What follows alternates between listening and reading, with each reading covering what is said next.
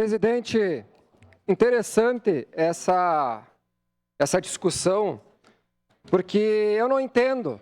Tem coisas que eu tenho dificuldade.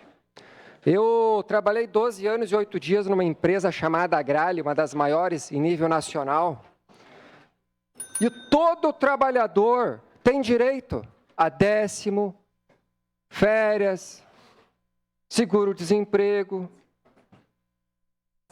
Todos os sindicatos do país defendem esses direitos básicos do cidadão trabalhador. Todos defendem. Todo esse sindicato, me prove qual sindicato que não defende a categoria do trabalhador. Me explique. E daí me prego a moralidade da dita Constituição Federal. E na hora que precisa, se esquecem.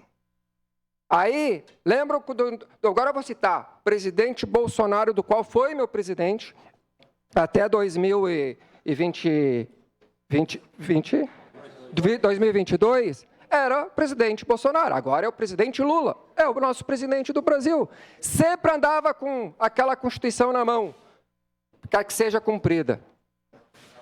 Eu sigo a Constituição, direito de igualdade, democracia. E nós não estamos falando de aumento de salário. Alguém falou em aumento de salário? É reposição salarial. É ganho real. Então, assim, eu acho que nós temos que observar, porque 13º, férias, fundo de garantia, volto a repetir, é um direito de todos e tudo que envolve trabalhador, porque para mim, servidor público, o trabalhador que trabalha no chão de fábrica numa empresa, o empresário, o engenheiro, o arquiteto, o vereador, todos têm que ter igualdade de direitos. Trabalho com dignidade e honrar o seu salário do dia a dia. Meu muito obrigado e voto sim. Essa palavra, senhor presidente. Obrigado, Estela Baladinho.